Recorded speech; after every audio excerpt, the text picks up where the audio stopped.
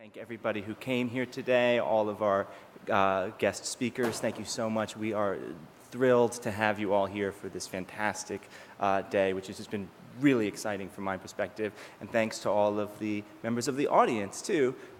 We had over 100 people register, which in my opinion is fantastic, from all aspects of Mount Sinai community, researchers, scientists, and clinicians as well. So thank you very much for coming. I'm going to talk about the neurodegenerative tauopathies a bit and start with a disclosure. In the interest of full disclosure, I am engaged in a research collaboration with Genentech. The neurofibrillary tangles of Alzheimer were first described by Alzheimer in 1906 when he applied a new stain, the Bielczewski silver stain, new at that time, to the brain of a woman that he performed an autopsy on who had an early onset dementing illness. And these are some drawings from one of his original papers showing the classic flame shape of these abnormal aggregates that are appearing inside neurons. This neuropathology forms one half of the neuropathological hallmarks for Alzheimer's disease. From this day on, well, there wasn't that much interest in his work until many decades later, but now there is a massive race to understand how and why these abnormal aggregates of the tau protein, we now know it's the tau protein, how they contribute to neurodegeneration. So the neurofibrillary tangle is composed of the microtubule-associated protein tau. Tau normally is bound to the microtubule, and its normal function is to stabilize the microtubule, which serves as a track for cellular transport down axons. Tau probably has other functions as well, including neurite outgrowth and signal transduction. In the context of neurodegeneration, we observe tau dissociated from the microtubules, abnormally hyperphosphorylated, and aggregated into these clumps. How these post-translational modifications occur, we don't know for sure, and what are the implications of these changes. One of the things that I've always found kind of surprising is that we're not certain whether or not these aggregates cause a loss of function or gain of function. So it's quite plausible that these aggregates are toxic and have some effects that way, and it's also plausible that these aggregates sequester tau away from the microtubule and prevent it from its normal function. So today, I'm going to talk not about all the tauopathies, because there are quite a few. We're going to focus in on a couple, but the purpose of this slide is to show you that tau aggregates occur in a lot of different contexts, clinically and neuropathologically. We see tangles in over 23 different diseases, depending on whether or not you're a lumper or a splitter. So clinically, you can see neurofibrillary tangles in cognitive disorders, dementias. You can see them in movement disorders and motor neuron diseases. You can also see them in the context of certain psychiatric symptoms, suicidality and depression and chronic traumatic encephalopathy, for example. Neuropathologically, when you look at the brains of patients with tauopathy, you can find these aggregates in neurons, but you can also find them inside of glia, astrocytes and oligodendrocytes, and we can use this information to help guide the diagnosis. We also use the regional distribution of the abnormal tau to help guide the diagnosis, and that regional distribution contributes to the clinical symptomatology. In addition, when you look at tangles biochemically, you find that they can have different structures in different diseases. There are different isoforms of tau that all come from the same gene, and one exon, which is alternatively spliced, can give rise to tau, for example, with either 3 or 4 microtubule binding domain repeats, and that's called 3R and 4R tau, and you can use that as a marker to differentiate tangle types in tauopathy. In addition, the filaments themselves can have different ultrastructure. You can have tangles that form paired helical filaments, which is the classic form that you see in Alzheimer's disease. You can also see straight tubules and twisted ribbons and all sorts of other things in other tauopathies. So what are these tauopathies, and when do we see tangles? There's a subset that we call the referred to as sometimes as the secondary tauopathies. For example, Alzheimer's disease, where amyloid is believed to be the primary cause of neurodegeneration. And the tangles are secondary. And there are other amyloidoses where you also see neurofibrillary tangles without the Alzheimer's amyloid that's composed of other proteins. The primary tauopathies is a group of diseases where tau is the main neuropathological feature, and there are a lot of them. We see neurofibrillary tangles in chronic traumatic encephalopathy, which is a neurodegenerative disease that follows repetitive mild traumatic brain injury, and I'm going to talk a little bit about that. There's also a host of other diseases. I'm going to talk a little bit about a new entity that I've been obsessed with for the past 7 or 8 years, and right now we're coming to the point where people have started to recognize that it may be its own distinct tauopathy, but there's also movement disorders, for example, progressive supranuclear palsy and corticobasal degeneration. There's globular glial tauopathy. Mutations in the tau gene themselves are also associated with neurodegenerative disease. These are coding region mutations or mutations in splice sites that affect the splicing of tau. We also see tangles in other kind of more exotic contexts, for example, myotonic dystrophy, which is associated with mutations in proteins that influence splicing, the lytico-bodig of Guam, the ALS Parkinsonism dementia complex, which surprisingly is associated with potentially toxin, although that's controversial. There are viral diseases of the nervous system that are associated with neurofibrillary tangles. Nobody really quite knows why, but in subacute sclerosing panencephalitis and post-encephalitic Parkinsonism, you can see tauopathy. And even in neoplastic context, for example, gangliogliomas, a subset of them will have neurofibrillary tangles.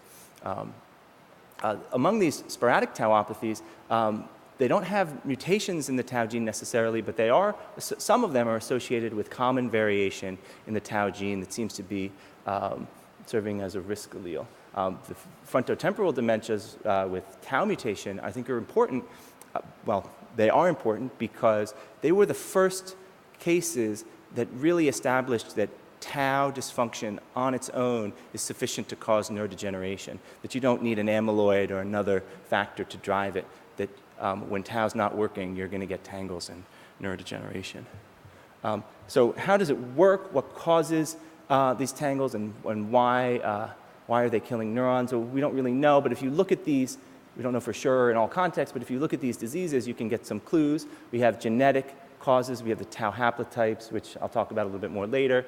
Tau deletion or duplication can influence disease. The mutations in the tau gene are important. But most of the patients that have tauopathy don't have mutations in tau.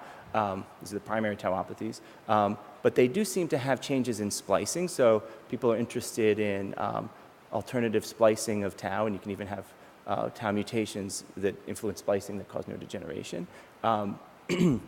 Somehow, tau gets hyperphosphorylated, and many people believe that addition of a phosphate to the tau protein will modify its function in a similar way that the mutations might modify the function of tau. So hyperphosphorylation or mutation of tau has been shown in some contexts to decrease the binding of tau to microtubules. It also increases its propensity to aggregate. So the relevance of that to neurodegeneration is of interest. In Alzheimer's disease, one hypothesis, although we don't really know exactly how amyloid causes tangles and neurodegeneration, but one idea is that amyloid toxicity triggers a kinase cascade that triggers hyperphosphorylation. One thing that's kind of interesting, just as an aside, is that we see hyperphosphorylation of tau in normal brain development, and also there have been reports that hibernating animals also can develop physiological phosphorylation or hyperphosphorylation of tau. Anyway, this tau protein will then aggregate, oligomerize, and then somehow neurons die. And how that happens, we're not sure, but neuroinflammation, oxidative stress might play a role. Autosomal autophagy failure or lysosomal failure is another hypothesis. And I'll just mention briefly that there's been a lot recently about the possibility that tau itself might function in a prion-like way, templating the conformational change of additional tau molecules and propagating. That conformation can potentially propagate through the brain, just as a prion might. So the first tauopathy that I'm just going to talk about a little is chronic traumatic encephalopathy. So it's been known for close to 100 years that boxers can develop a severe encephalopathy. And this was described first by Harrison Martland, who was the Newark medical examiner, a very famous, well-renowned medical examiner. And he published a report. He called this encephalopathy, this pattern, punch drunk. And later this entity came to be known as dementia pugilistica, dementia of the fighter.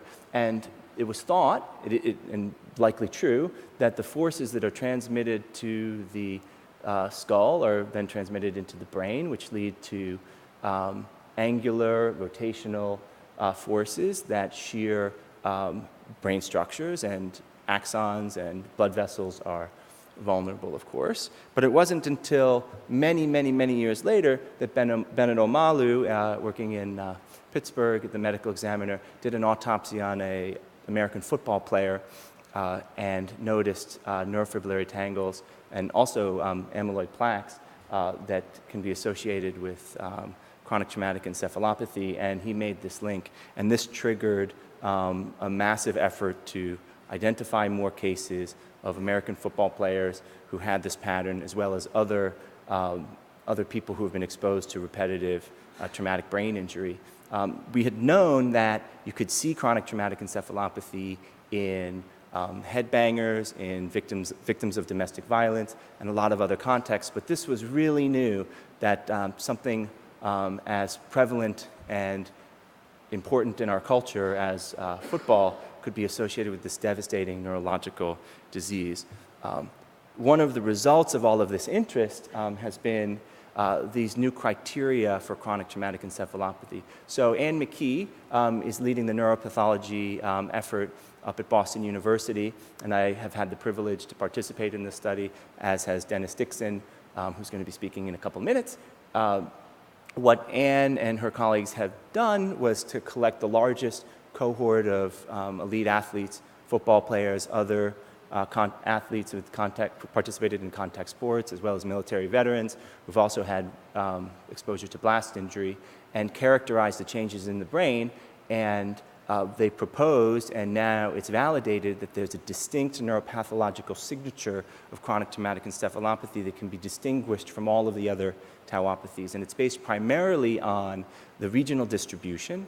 So one of the things that we see is focal collections, patchy collections of tau in regions of stress concentration, places in the brain where it would be predicted that forces would concentrate. And so the depth of the sulcus is one of them. You can see here and here that there's this increased staining in these cerebral cortices stained with phospho-tau from patients with CTE. There's another pathognomonic lesion, which is the perivascular accumulation of phospho-tau within neurons and glia in the cortex. There is a pattern of phospho-tau accumulation in glia, which is in the white matter, which we're now referring to age-related tau astrogliopathy, which is distinct. These changes this pattern is very, very unique, and it's very easy to pick out if you have access to tau immunostaining and you've sampled the brain effectively.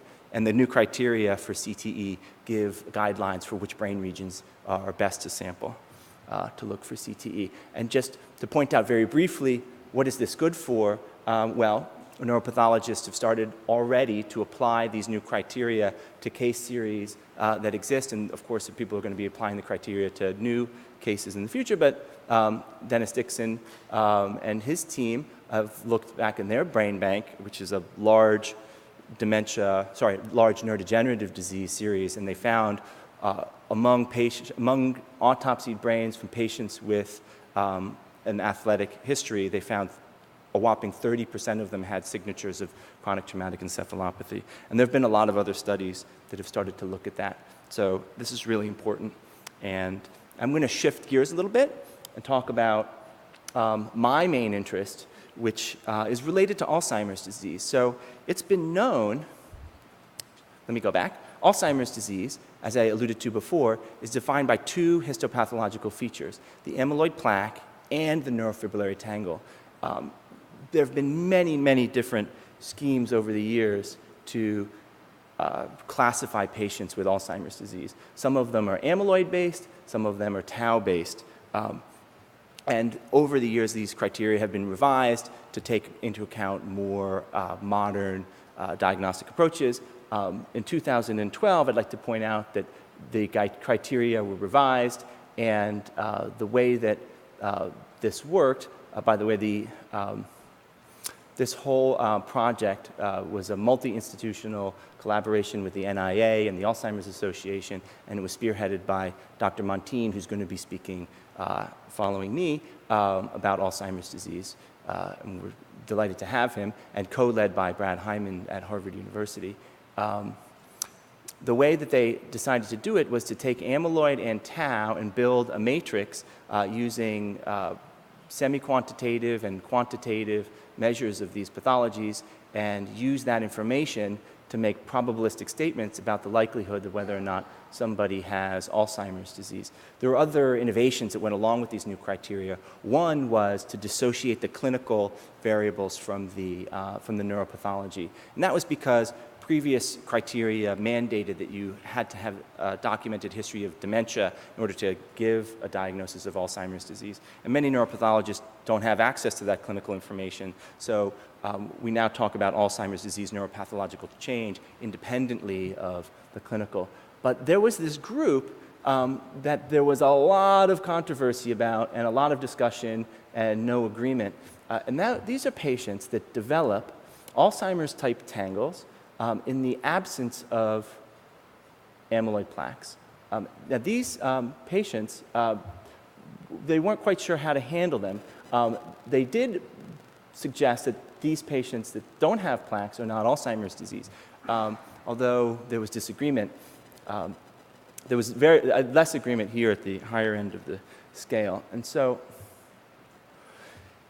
while this was happening, I was at Columbia, and I became aware of an entity that was better known among neuropathologists, not so much outside of our field, of something called tangle predominant dementia or tangle-only dementia. And this was first described in 1992 by Ulrich et al. In a large autopsy series in Europe, where they found 10 cases, predominantly women, who developed massive numbers of neurofibrillary tangles localized to the medial temporal lobe. So this is an early to moderate stage of Alzheimer's disease, not the high BRAC stage where you have diffuse tangles. The women were mostly demented with amnestic features. Tangles were not present in the frontal parietal occipital cortex. And what was striking was that there wasn't a whiff of amyloid anywhere in the brain, or no plaques, or very, very, very scarce plaques.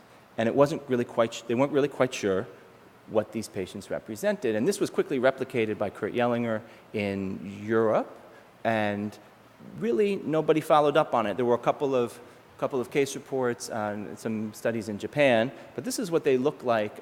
This is a brain from the Columbia University autopsy series, courtesy of Jean-Paul von Sadel.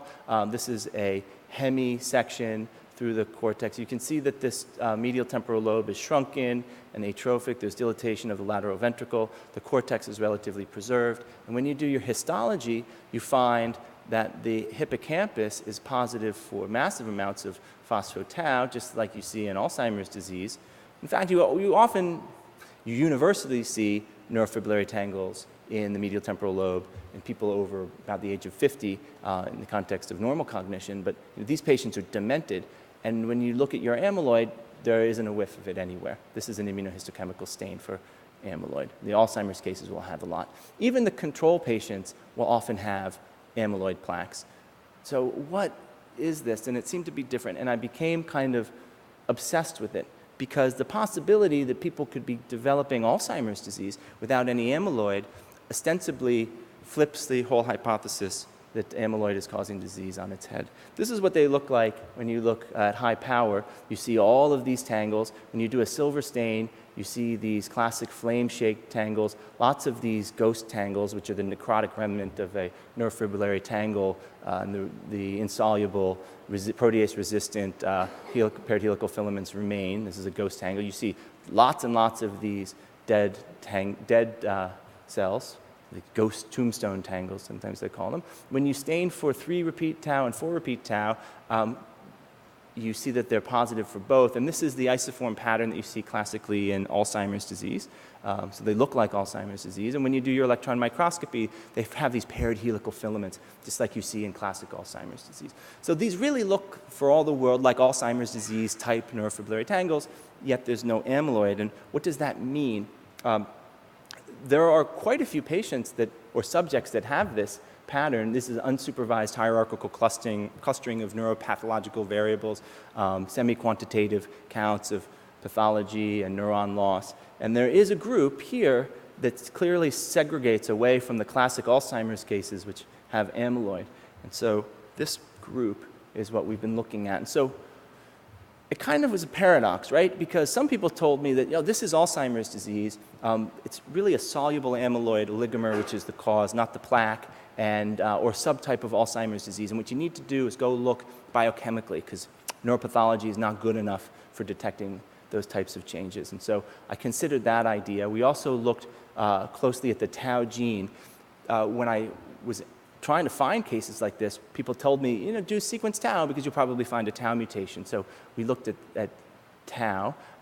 Another thought was, when we started writing papers, that the reviewers came back and the grant reviewers came back and said, you're just looking at something that's normal, because you see tangles in that same distribution. You're comparing normal to normal, and you're not going to find anything. And so I got a little frustrated about that, but the idea was, well, maybe it is normal or some kind of pathological aging. Maybe it's something new. Or, I showed you that list of other tauopathies. It could be a viral thing, traumatic or toxic. So what is this? So we considered the amyloid hypothesis. So this has really guided Alzheimer's disease research. The idea is that amyloid, that the A-beta peptide that makes the plaque, increases in that are the primary driver for the disease. And everything else, tangles, neurodegeneration, is secondary. And there's a lot of evidence to support that, and it comes from kindreds that have mutations in the amyloid precursor protein and other genes that increase the amount of amyloid, and it's an autosomal dominant pattern, and you variably get the disease. That genetic evidence is very strong. However, there were smart people out there that disagreed, and one of the criticisms was, well, amyloid plaques don't correlate very well with dementia or neurodegeneration. In fact, tangles correlate a lot better. And another thing that was curious is that there's this spatiotemporal disconnect where you actually get tangles first before you get plaques. And they occur in different parts of the brain. The tangles start to appear at the bottom of the brain in the medial temporal lobe, and your plaques appear in the neocortex at the top. So what is that? What's the explanation for that spatiotemporal disconnect? And there was also a lot of anxiety when I started because there were several large phase 3 clinical trials targeting amyloid that had failed. There were answers, possible ideas about why this might be the case, but we wanted to look at the tissue. So the first thing I did was, with my postdoc Ismael Santa Maria, we got as many cases as we could find and started doing biochemical measurements of the amyloid. And instead of finding increased soluble oligomers of amyloid, we found virtually undetectable levels of A-beta 1 to 40 and A-beta 1 to 42 in the parenchyma of these cases with no plaques. And that seemed to make sense because they didn't have any plaques. They had very low levels, and lower even than the average control, and far, far lower than what you see in Alzheimer's disease. And we also looked at the processing of the amyloid precursor protein, and it looks like in a subset of these patients, they are shuttling their amyloid down the non-amyloidogenic pathway. They basically have enzymes that are cleaving it in a way that prevents amyloid from getting formed. We also started to look at the genetics, and there's no association with the ApoE allele, which is the most common risk factor for sporadic Alzheimer's disease. So it looked like, and that ApoE epsilon 4 allele is strongly associated with amyloid deposition. So the idea was that, well, maybe they have changes that protect them from amyloid, genetic and biochemical changes protect them from amyloid plaque formation. And it was hard to argue that this was an A-beta dependent mechanism driving the disease. Is this a variant of FTLD? So I mentioned before that there are mutations in tau that can influence the splicing and mutations that are in coding regions that can influence binding to microtubules. So as I mentioned before, in this paper, Mike Hutton's paper, there's a lot of people involved with this at the Mayo Clinic. They showed that there are causative mutations that are independently associated with neurodegeneration in the absence of amyloid plaque formation. So we asked, do these patients have mutations? And alternatively, do they have differences in their splicing when we do this molecularly? And just to summarize this quickly, they did not have a mutation in the tau gene that we could find. They form neurofibrillary tangles that have the same phosphoprotein hyperphosphorylation pattern that you see in Alzheimer's disease, and the isoforms are essentially identical. When you purify tau out of these brains, you see once again those same paired helical filaments, just like you see in Alzheimer's disease. So we thought it was hard to argue that this pattern is FTLD. So then there's this idea, well, maybe this is normal. And so as I mentioned, neurofibrillary tangles are universal in aging in the temporal lobe, and that was first shown by Patrick Hoff and others here at Mount Sinai. What differentiates these cases is that they have dementia, and they have a lot of neurofibrillary tangles, but they seem to be localized.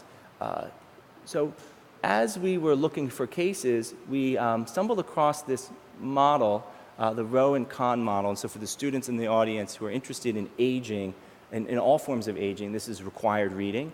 So I put the reference down here at the bottom. What Rowe and Kahn did was they looked at a lot of studies across a lot of organs, a lot of contexts, and they pointed out that normal is a problem. The way you define normal in aging, the way we usually do it is we say, well, you failed to meet the criteria for a specific disease, so therefore this is a normal control. But if you look at those normals, you see a lot of variability.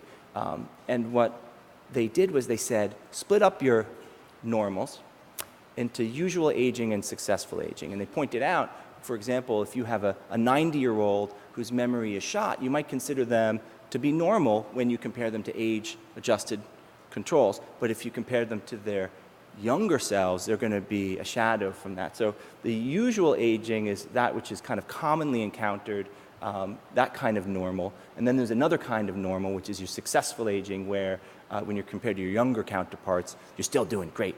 And it turns out that these groups are important, and they're different. The usual aging is dependent across a lot of different studies, more on extrinsic factors. Whether you drink, whether you smoke, if you want to be, if you don't want to have usual aging, you can adjust your behavior. So that's actually a very positive finding. And Jack Rowe became very famous, wrote this book, Successful Aging, made a ton of money, and what have you. But the problem is that these successful agers, intrinsic factors, mostly genetics, kind of dominate. So if you want to make it to 100, pick your parents very well. That's the idea there. So we started to think about these tangles in the temporal lobe not as a disease entity, but as a kind of age-related quantitative trait. And we started breaking up our groups into usual aging and successful aging, and we started to see different things. And so the idea is that instead of saying disease, not disease, you break them up, mild, moderate, and severe. These severe cases are tangle-only dementia, and then we have our kind of usual agers here with some tangles, and then the people who are tangle-free at 90 that are successful agers. And then when you look at your tangle staging, you can see that there's a lot of variability in the regions.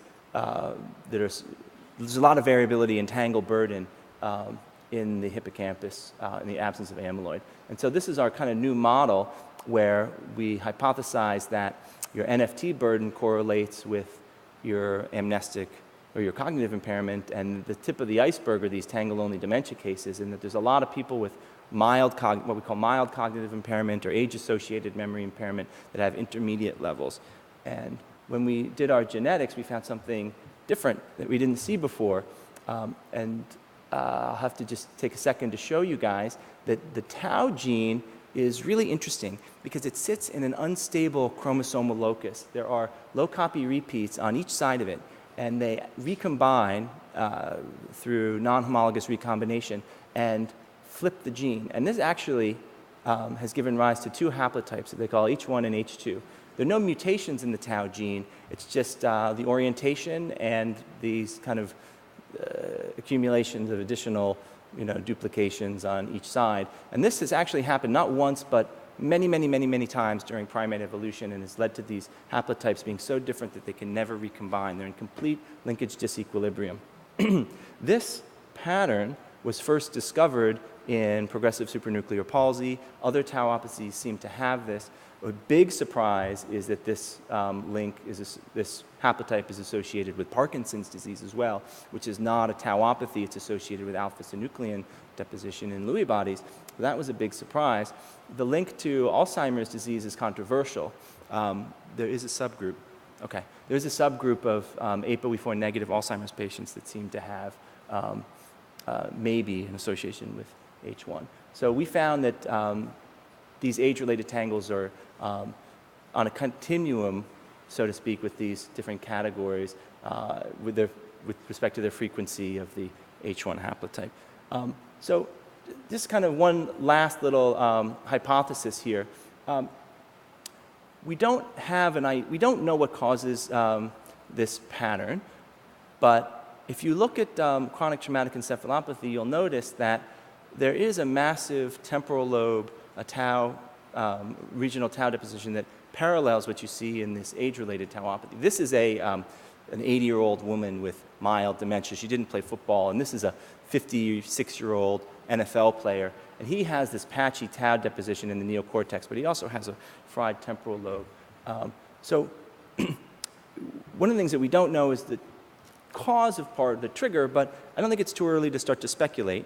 Okay, and so let me just leave you with this idea. This is not my idea. This came from my mentor, Dr. von Sadel, who came up with it with E.P. Richardson. They thought that maybe these age-related tangles that they were seeing were a form of traumatic brain injury, not mild TBI like the concussions that we're seeing in CTE, but maybe a very mild sort of microtrauma that accumulates throughout life, a kind of wear and tear type of traumatic brain injury triggered by foci of stress concentration at the base of the brain where the hippocampus abuts the tentorium. So that's where we are. So now we have new criteria, and you can find that if you go to the web. And when you use those criteria, it's associated with cognitive impairment, and it probably has some relevance for biomarkers because they're finding lots of people out there who have positive tau in the cerebrospinal fluid, but no amyloid. And in the future, we're going to be collecting large numbers of these cases and doing a large genetic study collaboratively with over 25 different centers. And these are the people to thank. People in my lab, predominantly Ismael Santamaria, who now is an assistant professor, tenure track at Columbia University after he left. So anybody who wants to work with me, that's what they could potentially look forward to. Thank you very much.